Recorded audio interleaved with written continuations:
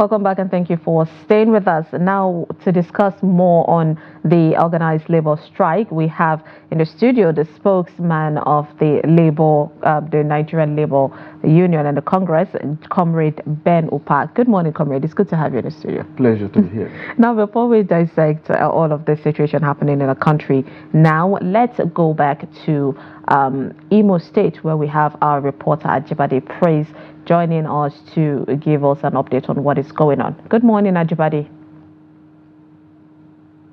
Good morning to you. It's good to have you. So currently, organized labor have pushed for strike. What is happening? What is the level of compliance in Imo State? Yes, the level of compliance in Imo State, I would say, is very high. The labor leaders in the state are all out to ensure that there is high level of compliance. As a matter of fact, a few minutes ago, I just got off the phone with the secretary, the public secretary of the labor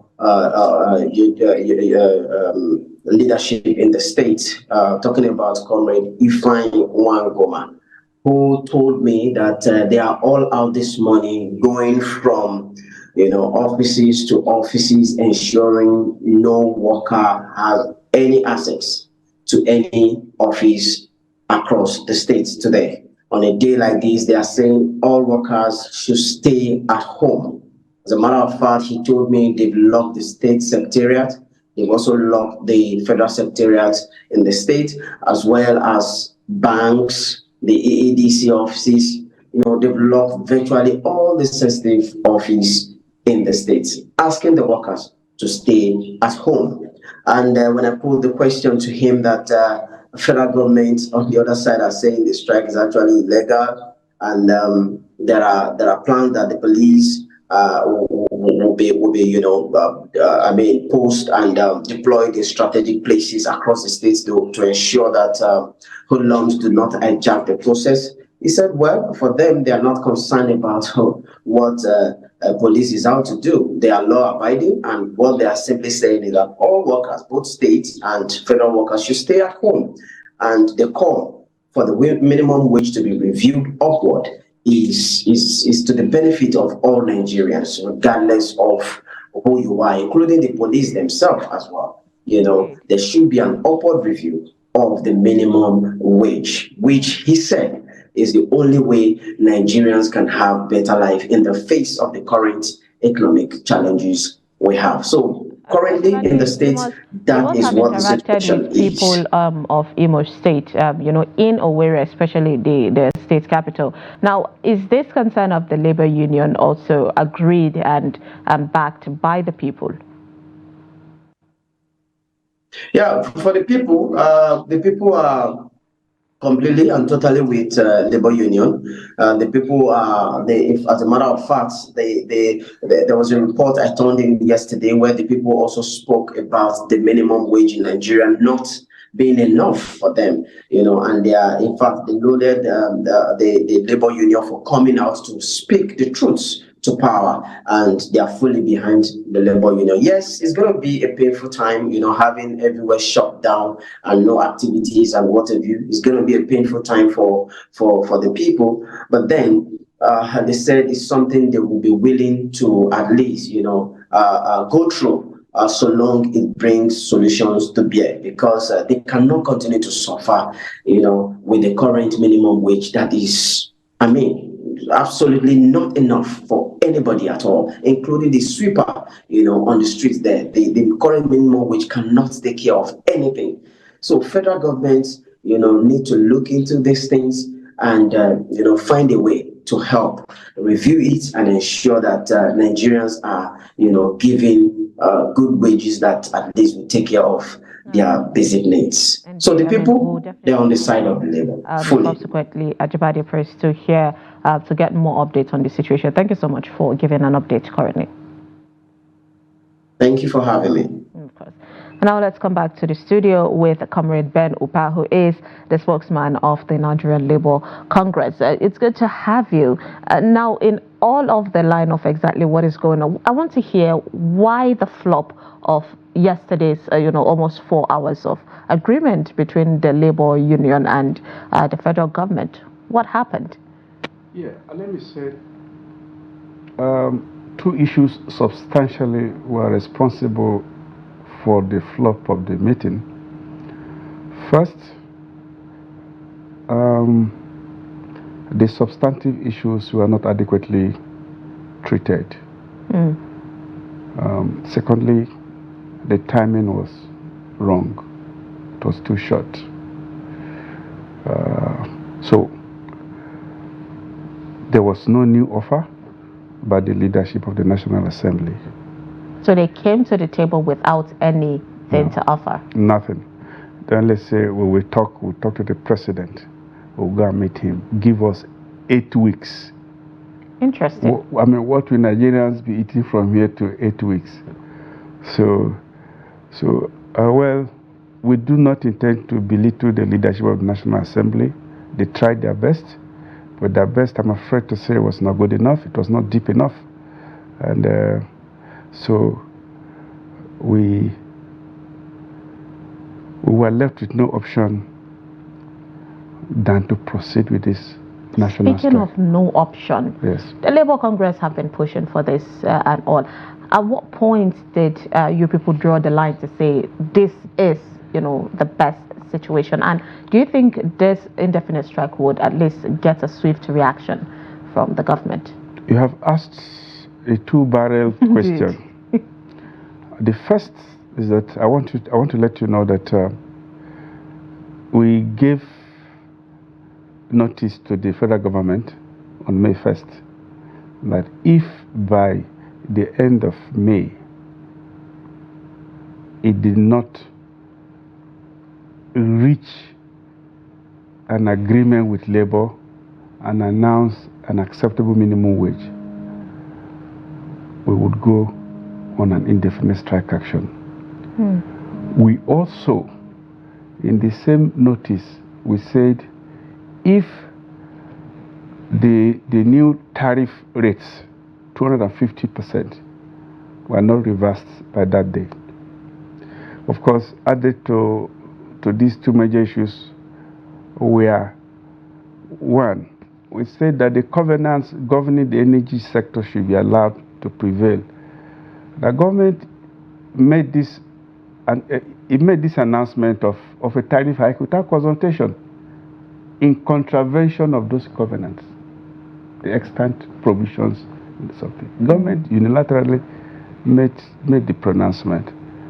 And we also said the appetite introduced in the tariff structure was completely unacceptable to us. You have band A, band B, band C, up to band Z. So we said this was pure appetite. An appetite is not a policy that is acceptable anywhere, whether it is based on religion or based on money or based on ethnicity or based on the color of the skin. Appetite is appetite. So we let government know that except these issues were adequately treated, we're going on an indefinite strike action. So we gave sufficient notice. As for the minimum wage, it lapsed on April 18. By virtue of the provisions of that act, and let's see the act as a continuous a phenomenon. If not, the 2019 act has lapsed actually. But by virtue of the content of the act, the federal government was supposed to have started negotiations much earlier. Okay? And the Labour Union pushed for that? We did. In fact, in our MOU government of 2nd October 2023, we reminded government, and government did agree that 1 month from that day, we are going to start negotiations, open up a negotiation. But government didn't do so until sometime this year. And you can see, but then, if there was a commitment on the part of the government, we would have still covered some mileage. But there was no commitment. You could see, in fact, the last 2-3 meetings, nobody was there. Okay, I need to get a deeper dive on this. Nobody was there from the government? No, the governors, no representative. I mean, the governors, yeah, one or two sent their deputy, and they say they didn't have mandate. In fact, the last meeting, let me tell you, the last meeting, we went and we were waiting. Nothing. So government, as far as we were concerned, government was done with us even before we knew it. So if we had seen a commitment or a sense of sincerity in all of this, we would have whatever. Or if we had seen government take measures to ameliorate what led to all of this. We're not mad people. We're not nincompoops. We're not idiots. We're not touts. So the Attorney General of the Federation posted out an entire statement. I'm sure the labor union are aware of it. And one of the concerns he made mention was there was no enough time given to the federal government. What is the labor union's take on Attorney General's statement? Well, let me say this of Attorney General of the Federation. A week ago, there was a Sheraton on the issue of local governments and on the need for autonomy for local governments. He delivered the brilliant paper. It was the Fagbemi that we used to know. He did that, and I remember hailing him from where I sat. I was a discussant in that outing, actually. Eventually I did it. So, coming to your question, the opinion of the Attorney General, whether it's Attorney General of the state or whatever, is a weighty one. And whatever Attorney General says is believed to be, should be well thought out. But in this instance, with all due respect to the Attorney General of the Federation, Chief Fagbemi, I disagree with him. But on point of law, on point of fact, whatever, notice was adequate. I even heard that he said that the strike is illegal. Yes. He has to tell us what makes the strike illegal, or is Mr. Fagbemi saying that the restraining order which they obtained sometime in 2023, which government on its own withdrew, has been converted to a perpetual injunction?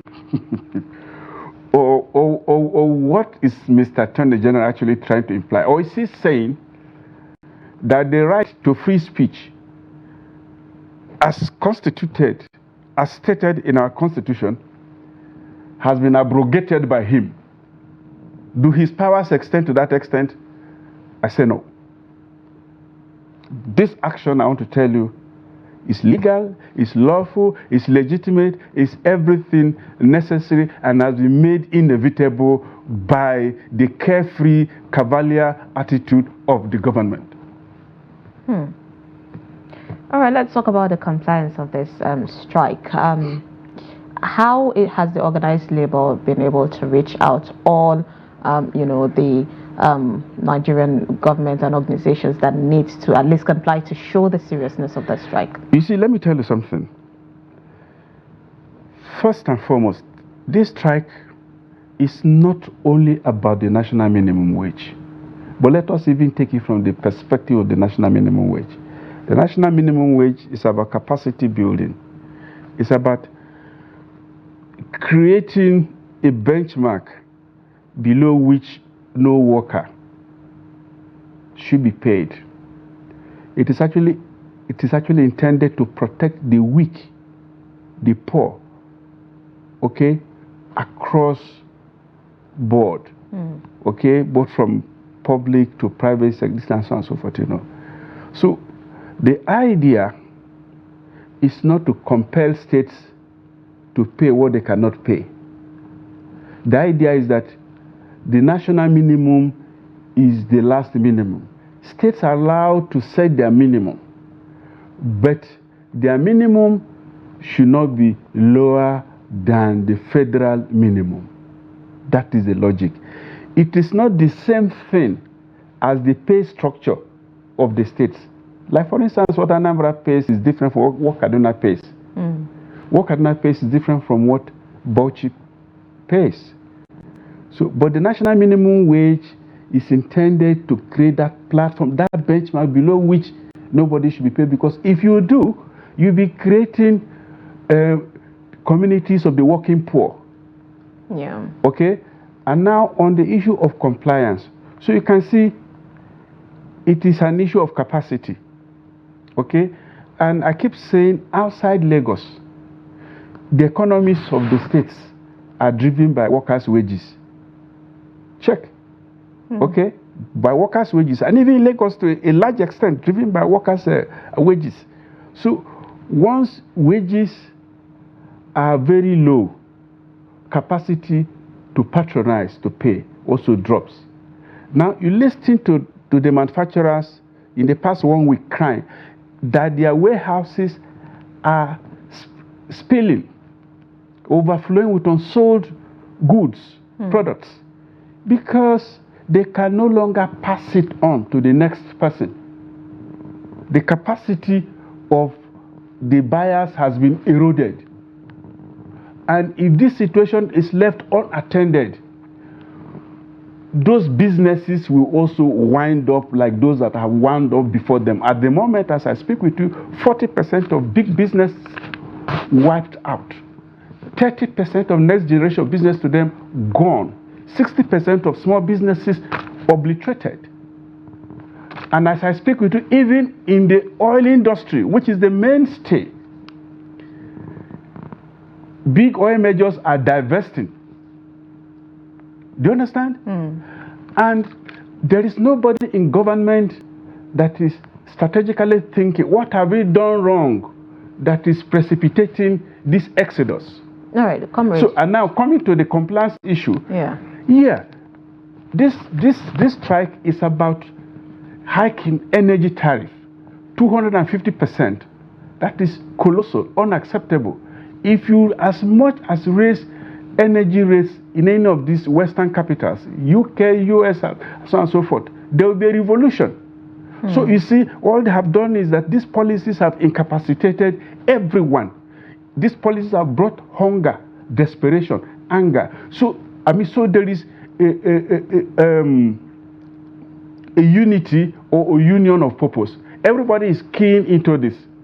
So it's not just about the working class only. Yeah. It's about the every Nigerian. Yeah. And if you say you are not feeling it, so be it. But I do know that rates, transportation, everything, Gary. You hear people shouting about Gary. Yeah. Bread that used to be on the regular staple. You can't, even for people of my own category. I can't afford the loaf of bread. Let's talk about other concerns from all of these things. Now, how will the impact of the strike be for Nigerians? So people are fearing a bit of inflation if at all the federal government decides to, go ahead with at least your demand or half of your demands when in terms of minimum wage. I tell you this, those who talk about inflation, that the minimum wage will generate or raise inflation, I don't know from where they get the economics. Wages per se do not drive inflation. Wages per se. What drives inflation, or what drives inflation, are government policies. And I'm going to give you a live example. Wages were not raised before inflation moved from 11.40% to 33.7% as we are talking. Indeed. 40% on the food, whatever. Wages were not raised. Government policies, 3 policies. Removal of subsidy without adequate preparation or intervention. Massive devaluation of the naira without thought for indigenous businesses or Nigerian citizens, and yet we're an import-dependent country. And I keep saying, no reasonable government acting reasonably leaves its currency to the storms of the market. Not even China that manufactures everything. Not even the United States. You got to manage it. It's like akara. Turn it this way, turn it this way, turn it this way. You make it so. But they came and said, oh, the multiple exchange rate created corruption and blah, blah, blah. And here we are today. Then thirdly, the tariff hike. High energy tariffs are not good for business, for manufacture, anywhere, in any ideological, whatever, in any country, whatever. And then the cherry on the cake was the 26.5% interest rate. I mean, at the CBN, you know, they call MPR. Mm-hmm. So that further exposes companies that have taken loans to manufacture, to import, to whatever. So all the policies government has taken, those 4 decisions created this problem, created this storm. Okay? So it's not wages. What you have now is that these policies have so pauperized Nigerians that they can't afford whatever. And I'm going to give you one simple example. In the 90s up to the early 20s, recently, you could walk into a supermarket and buy a tin of milk, either liquid, but usually powdered one. Okay? We had the family size, we had the next size, and the one you could lift with one hand. But now, do you even see them on the shelf? Your life is so small, so valueless now that they put a few grains in a sachet and blow air into it. And you go and pay for it 250 naira or 300 naira. That's what you buy. Sachet of milk. that tells you how miserable your life is at the moment. Okay? So, Comrade, I shouldn't be laughing, but your picture, a description of what the sachet milk, it looks like, it's really funny on that one. All right, I think we have I think we have a rant from Secretariat. Let's join our reporter there, Sagir Ibrahim, to give us an update. So I'm currently standing at the Federal Secretariat here in Abuja to observe the implementation of the strike action declared by the Nigerian Labour Congress, the Trade Union Congress, to other organs of the organized labor over the failure of the Tripartite Committee, including the federal government and the Labour, to reach a compromise with regards the national minimum wage. Currently, we see civil servants stranded in front of their offices at the Secretariat as they have been denied access into the building. 2 things they mentioned. First of all, they were not allowed into the building due to the commencement of the strike. Secondly, the transmission company of Nigeria has now cut out power to different locations across Nigeria as a result of the directive given to them by the NLC to commence strike, shutting down operations and downing tools across the country. It left to be seen what will play out in the coming minutes, hours, or even days. But as at now, I've been to the Niger Delta Ministry, I've been to the Ministry of Education and other adjoining ministries around this area, and the story remains the same. The strike has commenced in earnest.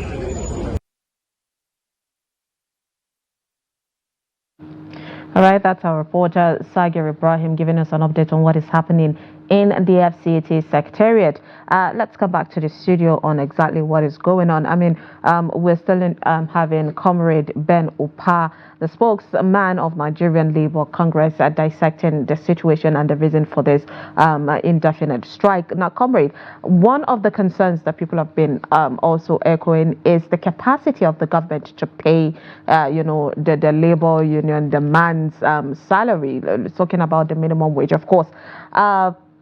Experts have made mention that if at all the federal government agree to pay almost 500,000 naira minimum wage, then it would be almost 9 trillion naira. Is the labor union aware of anything that we're not? Do you think your demands is something that could be met? Yeah, I do honestly believe that our demand could be met, and these are my reasons. First, the fact allocations, or what is said at the federal allocation bazaar, it moved from 700 billion to 1.2 trillion. Okay? So you have a very rich government and extremely hideously poor citizens. But the government have been saying there is no money. They say, but I'm quoting, every month. There is a movement from 700 billion to 1.2 trillion. That is what is being shared. Okay? Okay? That is a lot of money. And that is what is being declared. What is not declared could be much more than this. That is one. Then two, we have been compelled to pay international rates by the World Bank and the IMF. They have compelled the government to do their bidding. They are the ones behind these incessantly cruel policies. We are now paying international rates, meaning that what a liter of PML sells in the US is what you are buying here. How much is sold in the UK is what you are buying here. Do you understand? The same thing with electricity. In fact, we're even paying higher in some instances. Do you understand? But do you know what the minimum wage is in the US? It's 2.5 million. Do you know what the minimum wage is in the UK? The same thing. In Germany. So, but we ask for 1/5 of that. And they're saying we're insane. Yet we are paying those international, I put international equal rates. So I do sincerely believe that there is a nexus between capacity. Between earnings and capacity. If you don't earn, you can't pay. Do you understand? So if you are paying without earning, then there is something fishy somewhere. But coming to this, I tell you, government can pay if government deals with the twin issues of high cost of governance, corruption, and not-sitting ostentation. Break it to the layman's. I watched one video clip, either of Mr. President passing to the airport or was it in Lagos? And they were counting the number of jeeps. By the time the person got to 50-something, the person stopped, following one man. Where have you seen that happen? How many? Now, apart from the issue of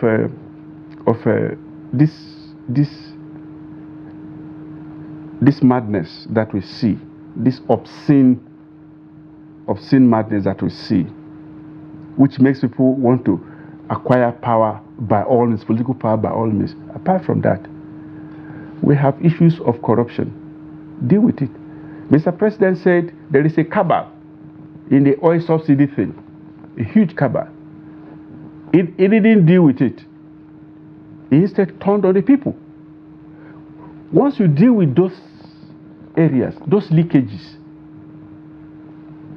and there is a will, there is the determination to prioritize the wages and welfare of workers, we are good to go. You know, workers play a critical role in any economy. Indeed. Yes. People say that just 1.2 million. 1.2 million, you have to multiply that 1.2 million by 10 and 10 and 10 and on and on and on because of this spill of the wave effect. The wave effect of workers is immeasurable. As you seated here, you can't even. The direct interventions you do to family and friends, and then the indirect ones that you do, then the taxes you pay, all of that. No, I mean, it's really keen on exactly what people are going through. I mean, it's really clear, and workers, of course, need to at least feel the presence of and consideration of the government. Well, we have again Sagir Ibrahim joining us live now via Zoom, virtually, to dissect what is going on around the secretariat in the FCT. It's good to have you, Sagir. Yes, indeed. It's good to be here. Good morning, Sumaya. Good morning. What is going on over there? What are people saying about this indefinite strike? Well, it's been a bit of a pandemonium, seeing that a task force by the NLC and the TUC are currently at the secretariat, and they've been going around each and every ministry to ensure a full compliance of the industrial action that was announced, of course, 24 hours ago to commence today. So they were shortly at the Ministry of Niger Delta Affairs, where they found some staff who they accused of being saboteurs for resuming work this morning. Quite a number of civil servants, of course, have been found around the vicinity of the Federal Secretariat because they were denied access into the buildings. However, the NLC is here just to ensure that there's a full compliance to the strike action, of course, to fish out all of those civil servants who they have termed as saboteurs, of course, to ensure full compliance. So is there any reaction from people around there, apart from the people that obviously want to work and they're going into this so there's been their building? Is there anybody, supporting the labor union's decision? Labour Congress as well as the Organised Labour Union. Their major take is that the minimum wage is really nothing to take home, and it's not enough to cater for a family of 4, let alone an individual. So they support 100% the activities that the NLC has carried out this morning, the announcement of the strike action, and they are indeed willing to see it to a conclusive end. Indeed. I mean, the most important thing is how all of these things turns out, and we hope that there will be a better solution to this. Thank you so much, Sagir. We'll definitely reach out subsequently for more updates on the situation. No, of course. I mean, last word, Comrade. Let's hear your take on all of these things. Is there any expectations that the federal government would at least reach out to you anytime soon? That's the labor unions. Well, it's left to the government to do the needful. We are open to negotiation. We are not fixed on the 494,000. We are open. But also take note of this, that this is a conscious policy that Mr. President in the course of his electioneering campaign, said he was going to make Nigerians poorer. Was going to make Nigerians poorer, was going to reduce their purchasing power. He will raise taxes. So now you ask yourself, is this the judgment day? And why will the president choose to punish his own citizens? Well, we hope that the president is not choosing to punish its citizens. Thank you so much, Comrade Ben Upah, for coming in, even with your strict time and all of that, to dissect this situation with us, the spokesman of Nigerian Labour Congress. And subsequently, we hope when we reach out, of course, you get to come and dissect this situation. It's my pleasure, Jack. Thank you. I appreciate you. We hope for better news next time when we meet. Now we'll take a quick break, and when we come back, we'll just quickly run through the front pages of the National Daily. So stay with us.